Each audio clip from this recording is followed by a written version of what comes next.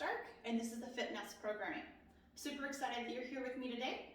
Today's video is week 1, day 1. Hope you guys are excited. Make sure you have your water bottles. Let's go ahead and get this started. To begin, we're going to start off the day with a little bit of stretching. To do that, we are going to begin with 10 alternating toe touches. We're going to set ourselves up, standing nice and tall, our feet relatively close together. We're going to step 1 foot forward, keeping that leg nice and straight with the toe up. The opposite leg is going to have a slight bend in the knee as we hinge forward to touch both hands to those toes. Switching sides. Once again, the active leg stays nice and straight. The alternate has a slight bend to allow us to hinge forward and touch both hands to those toes. 10 repetitions on each leg. Then we're going to move on to the knee hug. What we're going to do is grab hold of that knee and give it a nice little tug up to that chest, alternating back and forth. Once again, 10 repetitions on each leg. Moving on from there, we've got quad pulls. You're going to grab hold of that ankle, pull up to your hips, and extend nice and tall. Should feel a nice good stretch through the front of that quad. Now what we want to make sure we do is keep that knee pointed straight down. We don't want it to lag in front, otherwise we're not going to get that stretch, and we don't want to be overextending our back to reach it behind either. Now with both of these stretches, the knee hug and the quad pull, we can hold onto a couch or a wall or anything stable that's near us during these movements for a little bit of extra stability if that balance is giving us trouble today.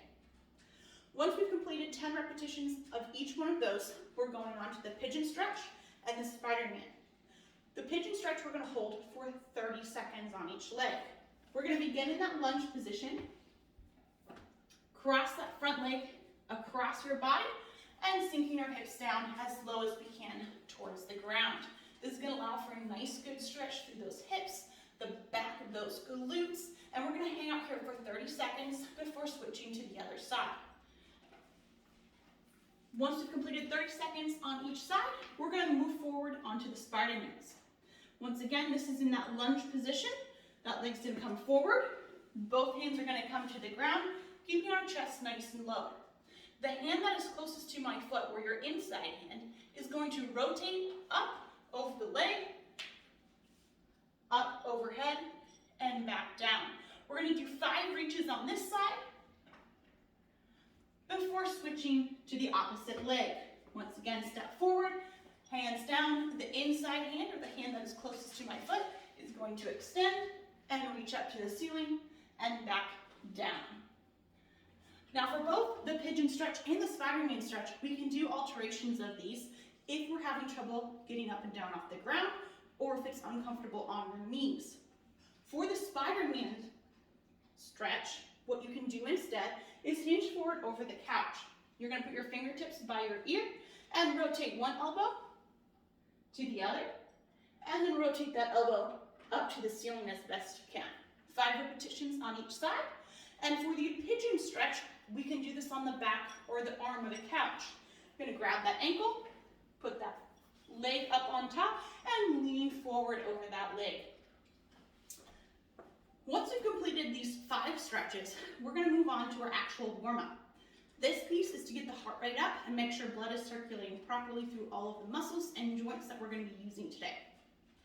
We're going to perform 3 rounds of the following movements: 10 jumping jacks, 5 air squats, and 5 inchworms. The jumping jacks are an old but a goodie. We've been doing these since our grade school. Starting up nice and tall, hopping out, arms extend overhead, and returning with the arms down to the side. If that jumping pattern is uncomfortable or difficult on joints, we're going to do a step and reach up overhead instead. The air squat, we're going to set up with our shoulders, hips, and ankles stacked, with our feet shoulder width apart. From here, the arms are going to go out nice and level.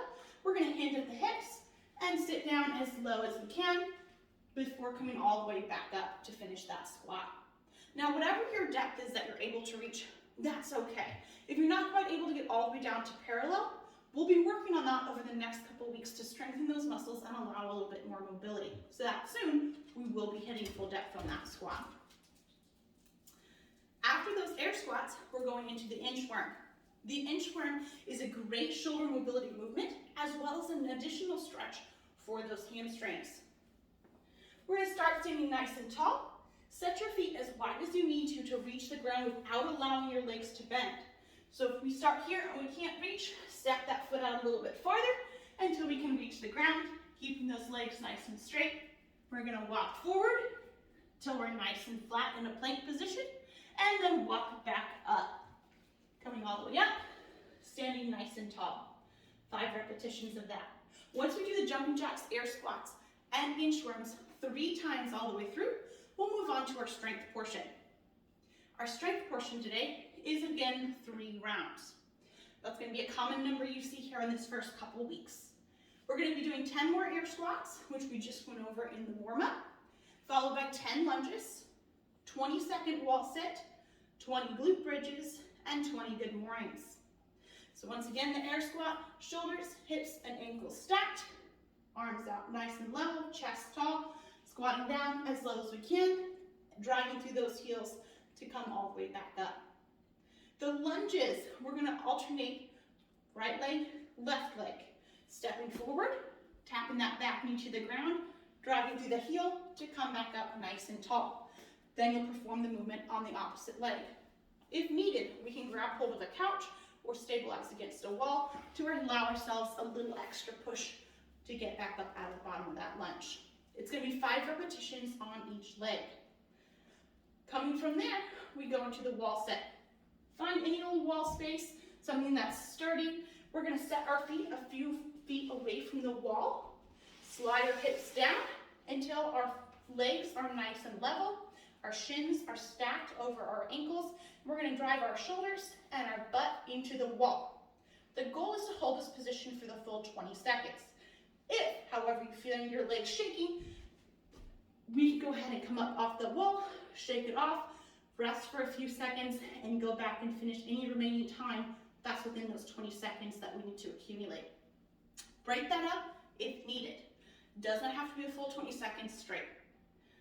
After the wall sit, however, we are going to be coming back to the ground. Get yourselves comfy. We're going to be doing glute bridges. Set yourself up on the ground, arms out to the side with a 45-degree angle at your knees.